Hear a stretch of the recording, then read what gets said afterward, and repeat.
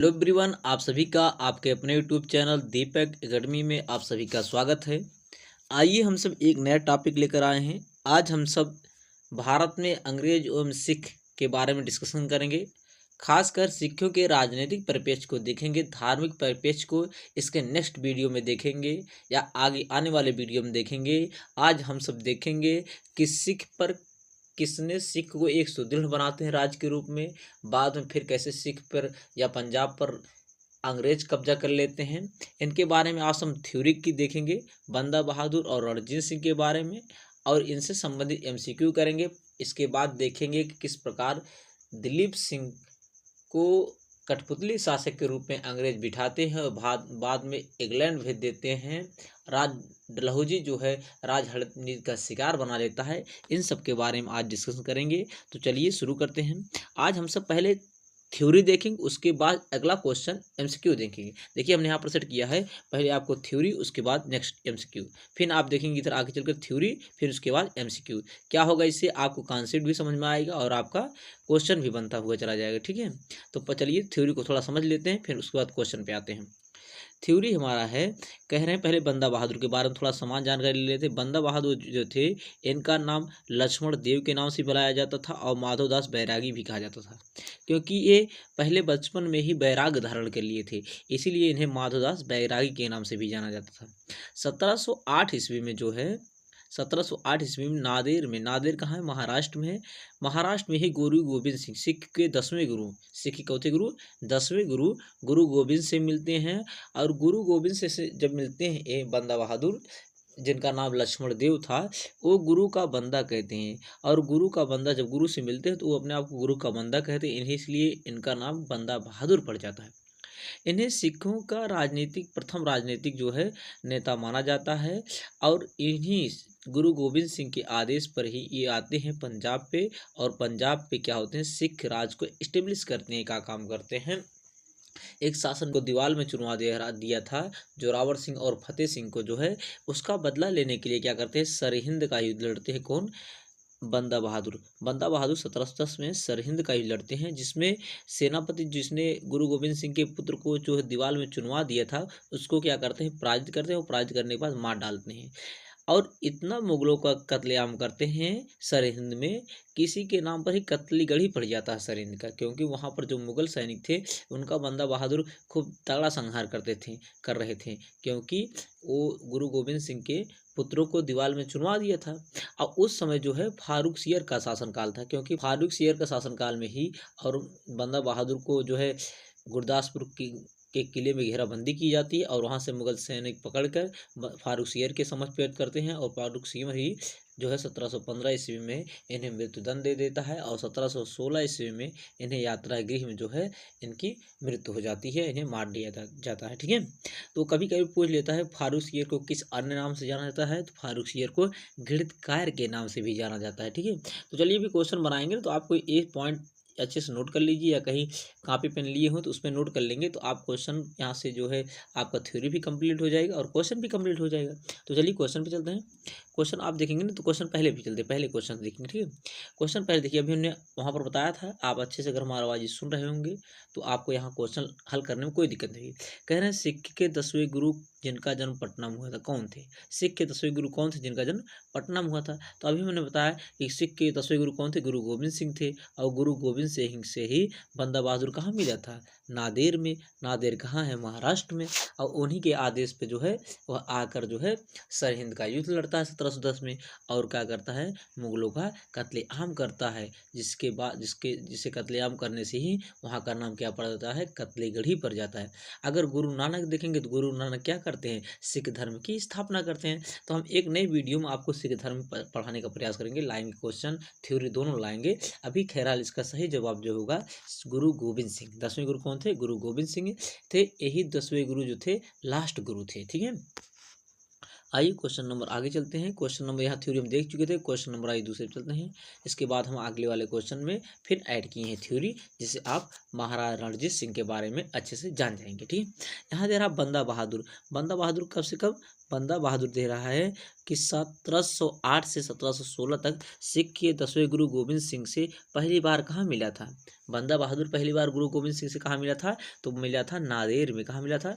नादेर में। और नादेर कहाँ है? महाराष्ट्र में। सरहिंद क्या था? अभी हमने देखा सरहिंद क्या था, 1710 ईस्वी में बंदा बहादुर क्या था, यहाँ पर युद्ध लड़ा था जिसमें मुगलों को पराजित करता है। और हम्पी क्या? हम्पी जो है विजयनगर की साम्राज्य की राजधानी है। यह तुंगभद्रा नदी के किनारे पे स्थित थी, ठीक है। और अमृतसर क्या है? अमृतसर देखेंगे तो सिखों की क्या है? धार्मिक राजधानी मानी जाती है।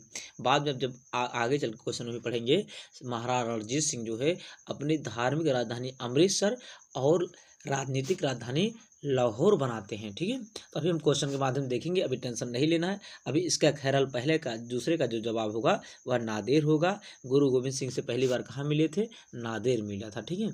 आइए क्वेश्चन नंबर आगे चलते हैं। क्वेश्चन नंबर तीसरा, क्वेश्चन नंबर तीसरा कह रहे हैं 1748 ईस्वी में क्या हुआ? 1748 ईस्वी में ईस्वी के छोटे छोटे जो संगठन थे, राज्य बिखरे थे, इनको संगठित करके दल खालसा की स्थापना कौन करता है? तो हम बता दें आपको थोड़ी कहानी कि जब बंदा बहादुर की मृत्यु हो जाती है तो उसके बाद जो बंदा बहादुर एक बड़ा सा राज्य कायम किया था पंजाब के क्षेत्र में, अब क्या हो गए थे? पंजाब के क्षेत्रों में छोटे छोटे टुकड़े में बट गए थे। ये छोटे छोटे टुकड़ों में बट गए थे, इन्हीं को मिसल कहा जाता था, ठीक है। अब इन्हीं को क्या करते हैं? ये इकट्ठा करके, छोटे छोटे टुकड़े थे, इनको इकट्ठा करके दल खालसा बनाते हैं। और ये बनाने वाले कौन थे? कर्पूर सिंह। कौन थे? कर्पूर सिंह। कपूर सिंह ही क्या करते हैं? दल खालसा की स्थापना करते हैं। और बाद में जब इनके बाद और होते हैं महाराणा रणजीत सिंह महत्वपूर्ण शासक होते हैं, या क्या करते हैं फिर जो है पंजाब को एक सुव्यवस्थित करने का काम करते हैं, ठीक है। तो यहाँ का राइट जवाब हो जाए क्या? कपूर सिंह, ठीक है। आइए क्वेश्चन आगे चलते हैं। क्वेश्चन आगे जाने से पहले हम महाराणा रणजीत सिंह के बारे में थोड़ा अध्ययन कर लेते हैं, जिससे अभी एमसीक्यू हल करेंगे तो आपको आसानी होगी, ठीक है। महाराणा रणजीत सिंह का जन्म जो हुआ था 2 नवंबर 1780 ईस्वी को हुआ था। पूछा जाता है आपसे कि इनका जन्म किस मिसल में हुआ था, तो आप बताएंगे सुकर चकिया मिसल के मुखिया महासिंह के घर में हुआ था। कहाँ हुआ था? सुकर चकिया मिसल थे, क्योंकि अब छोटे छोटे भागों में पंजाब बट चुका था, तो उन्हीं मिसलों में एक था सुकर चकिया मिसल। सुकर चकिया मिसल के मुखिया थे महासिंह, उन्हीं के घर में होता। लेकिन जब ये 12 साल के थे तभी इनके पिता की मृत्यु हो जाती है, जिससे जो है 1792 ईस्वी में सुकर चकिया मिसल के प्रमुख बन जाते हैं, ठीक है। और 1798 ईस्वी में 92 और ये अपना जो है पंजाब राज्य को विस्तार करने में लग जाते हैं। लेकिन 1798 ईस्वी में जवान शाह कहाँ था? काबुल का शासक था। यह लाहौर पे आक्रमण करता है। कहाँ करता है आक्रमण? लाहौर पे आक्रमण करता है।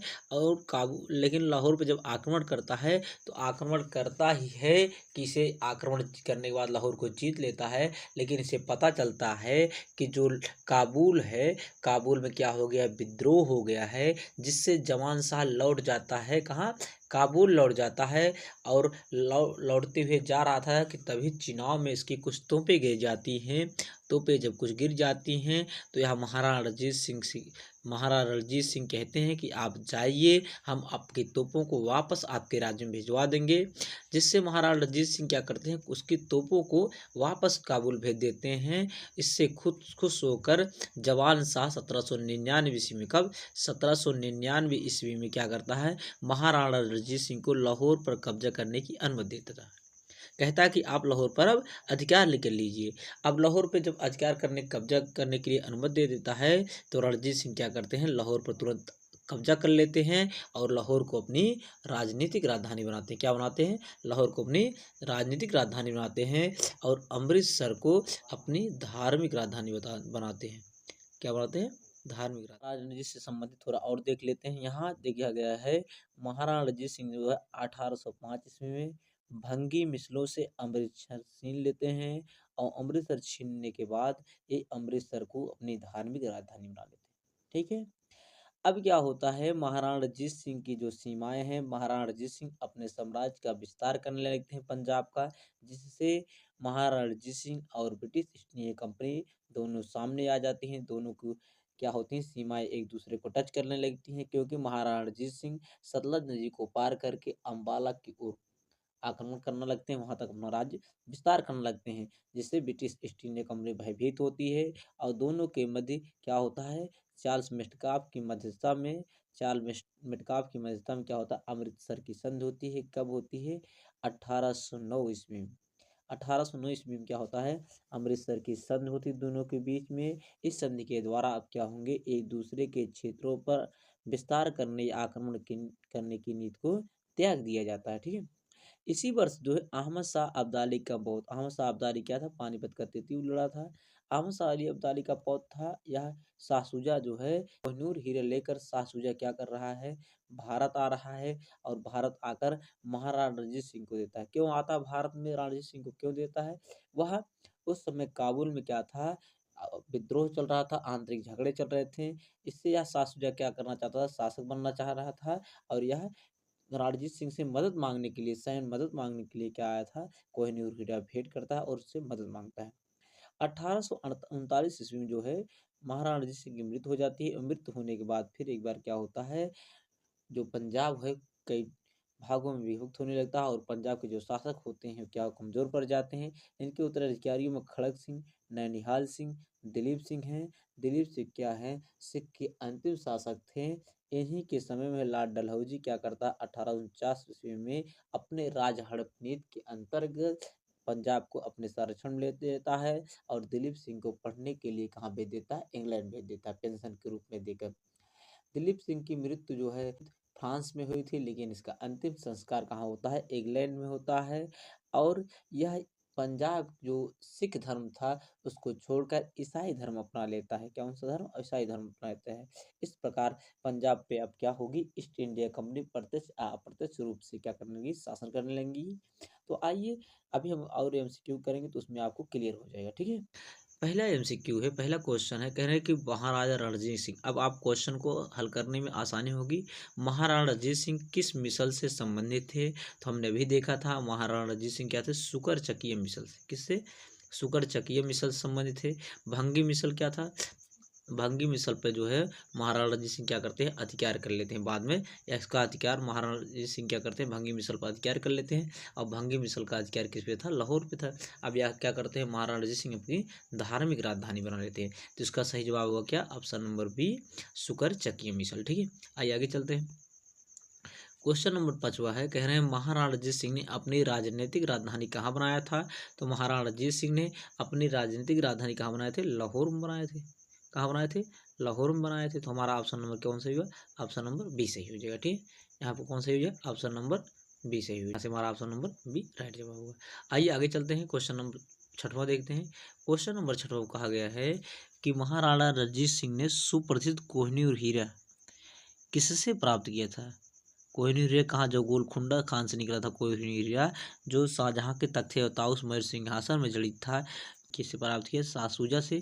अभी हमने देखा था कि शाह शुजा क्या करता है, महाराणा रणजीत सिंह मदद मांगने के लिए भारत आता है और कोहिनूर हीरा को भेंट करता है। बाद में लॉर्ड डलहौजी जब दिलीप होता है लास्ट शासक, तो डलहौजी क्या करता है, इसको लेकर इंग्लैंड भेज देता है, जो महारानी के मुकुट में अभी भी विद्यमान है। कहाँ से निकला था कोहिनूर हीरा, गोलकुंडा खान से। इससे तख्त ताउस महल सिंहासन में जो शाहजहाँ के द्वारा लगवाया गया था। ठीक है। तो आइए आगे चलते हैं, क्वेश्चन नंबर 6 के बाद क्वेश्चन नंबर 7 देखते हैं, फटाफट देख लेते हैं। क्वेश्चन नंबर 7 आ गया, 25 अप्रैल 1809 ईस्वी को अमृतसर की संधि किसके मध्य होती है। तो अमृतसर की संधि अभी हमने देखा है महाराणा रणजीत सिंह एवं चार्ल्स मेटकाफ के मध्य होता है। किसके मध्य होता है, महाराणा रणजीत सिंह एवं चार्ल्स मेटकाफ के मध्य होता है। यानी ऑप्शन नंबर बी क्या होगा, सही जवाब होगा। अभी हमने जो आपको नोट्स प्रोवाइड किया है, जो आपको दिखाए हैं, उसको आप एक बार लिख कर अपने सामने रखिए। उसके बाद क्वेश्चन हल करेंगे तो आसानी होगी क्वेश्चन हल करने। ठीक है। यहाँ देखिए कहा गया महाराणा रणजीत सिंह का उत्तराधिकारी कौन था। तो अभी हमने सिर्फ देखा कि महाराणा रणजीत सिंह का उत्तराधिकारी कौन था, खड़क सिंह था। खड़क सिंह के बाद नौनिहाल सिंह बनते हैं, उसके बाद दिलीप सिंह बनते हैं। ठीक है। तो इसका सही जवाब क्या होगा, ऑप्शन नंबर सी, खड़क सिंह। ठीक है। ऑप्शन नंबर सी, खड़क सिंह। आइए क्वेश्चन नंबर 8 के बाद क्वेश्चन नंबर 9 देखते हैं। दिलीप सिंह क्या थे, अंतिम शासक थे। इनको ही जो है कहाँ भेज जाता है, इंग्लैंड पढ़ने के लिए भेजा जाता है अंग्रेजों के द्वारा। ठीक है, संरक्षण में लेकर। आइए क्वेश्चन नंबर आगे चलते हैं, 8वें के बाद 9 देखते हैं। 9वां क्वेश्चन इंपॉर्टेंट क्वेश्चन है, कह रहा है चिलियावाला का युद्ध। किसका युद्ध, चिलियावाला का युद्ध, जो 13 जनवरी 1849 ईस्वी में किसके मध्य लड़ा गया था। तो यह जो है लॉर्ड गफ एवं शेर सिंह के मध्य लड़ा गया था। क्यों, सिखों के राजा थे शेर सिंह और लॉर्ड गफ के मध्य लड़ा गया था। जिसमें अब क्या होगा, इसके बाद जो है सिख पराजित होंगे और लॉर्ड गब क्या करेंगे, धीरे धीरे अंग्रेज क्या करेंगे, पंजाब पे अपना अधिकार कर लेंगे। चार्ल्स मेटकाफ और रणजीत सिंह के मध्य क्या होता, अमृतसर की संधि हुई थी। जवान शाह और रणजीत सिंह क्या होता, ये जवान शाह ही था जो रणजीत सिंह को अमृतसर लाहौर पर कब्जा करने की अनुमति देता है। और शाह शुजा क्या करता है, शाह शुजा जब आता है तो रणजीत सिंह को कोहिनूर देता है। तो इसमें हमारा सही जवाब जो हो जाएगा, इसमें सही जवाब जो होगा वो होगा ऑप्शन नंबर सी, लॉर्ड गफ एवं शेर सिंह के मध्य। ठीक है, आइए क्वेश्चन नंबर 9 के बाद 10वां देखते हैं। क्वेश्चन नंबर 10वां कहा गया है, आपसे पूछा जा रहा है, कहा जा रहा है सिख साम्राज्य का अंतिम शासक कौन था।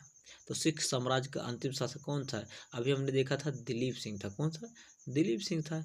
यही जो है क्या होता है, इसी को लॉर्ड डलहौजी अपने संरक्षण लेकर राज्य हड़प नीति का शिकार बना देते हैं। लॉर्ड डलहौजी कौन सी नीति चलाया था, राज्य हड़प नीति का, जिसे बिलेजरी सहायक संघ चलाया था, वैसे लॉर्ड डलहौजी क्या था, क्या चलाया था, राज्य हड़प की नीति चलाया था।